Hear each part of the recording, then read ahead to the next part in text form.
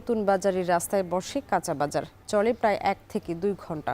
সকালের হাঁটাহাঁটির পর বা চাকরিজীবীরা ঘুম থেকে উঠেই এই বাজারে তরতাজা সবজি কিনতে পারেন। বিস্তারিত জানাতে সরাসরি যুক্ত হচ্ছেন বিশ্বজিৎ বাপি। বাপি, আপনার মাধ্যমে জানতে চাই বাজারে ক্রেতা বিক্রেতা কেমন দেখছেন আর সবজির দরদাম কেমন?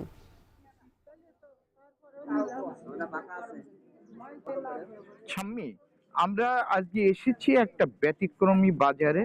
এই বাজারটিতে কৃষক তাদের যে উৎপাদিত সবজি, এই সবজি তারা সরাসরি ক্রেতা পর্যায়ে তারা কিন্তু বিক্রি করে। আমরা এই মুহূর্তে আছি মাগুরা নতুন বাজার, যে সবজির বাজার। এই বাজারটিতে ব্যতিক্রমী এই বাজারটির নাম কেউ ডায়াবেটিক বাজার, কেউ চাকুরিজীবীদের বাজার, কেউ 1 ঘন্টার বাজার।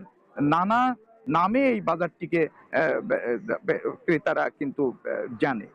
তো আমরা বাজারটি ঘুরে প্রথমেই দেখেছি যে কৃষকরা তাদের যে উৎপাদিত একবার সবজি সরাসরি তারা কিন্তু ক্ষেত থেকে যে তুলে নিয়ে এসে এই বাজারে আসে এবং এখানে কিন্তু ক্রেতা পর্যায়ে তারা কিন্তু সরাসরি বিক্রি করে। আমরা এখানে তুলনামূলকভাবে মাগুরায় যে বর্তমান যে সবজির দাম, যে বড় বাজারটিতে সেখানে কিন্তু দ্বিগুণ বা দ্বিগুণের থেকেও বেশি। সেই তুলনায় এই বাজারে কৃষক কিন্তু বেশ কম দামে এখানে কিন্তু সবজি বিক্রি করছে এবং ভোর থেকেই এখানে কিন্তু যে ক্রেতার সংখ্যাও বেশ রয়েছে।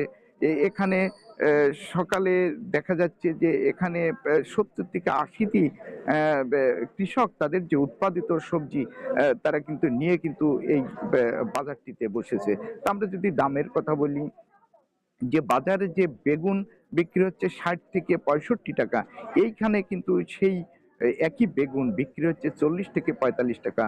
শীতকালীন মূলা যেটা বাজারে বিক্রি হচ্ছে 30 থেকে 35 টাকা, এখানে সেই মূলা বিক্রি হচ্ছে কিন্তু মাত্র 15 থেকে 20 টাকা।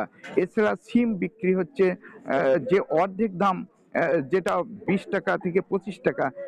এক কথায় সব কিছু মিলিয়ে এই ব্যতিক্রম বাজারটিতে কিন্তু ক্রেতায় কিন্তু ভোর থেকে মুখরিত হয়ে ওঠে এবং এখানে যে কৃষক তাদের যে সবজি তারা ক্রেতার কাছে সরাসরি বিক্রি করতে পেরে তারা খুশি এবং ক্রেতা পর্যায়েও কৃষকের কাছ থেকে সরাসরি এই সবজি কিনে তারাও কিন্তু খুশি। তো এই ছিল মাগুরার যে ব্যতিক্রমী সবজি বাজার থেকে সর্বশেষ। মাগুরা থেকে যুক্ত হয়েছেন বিশ্বজিৎ বাপি।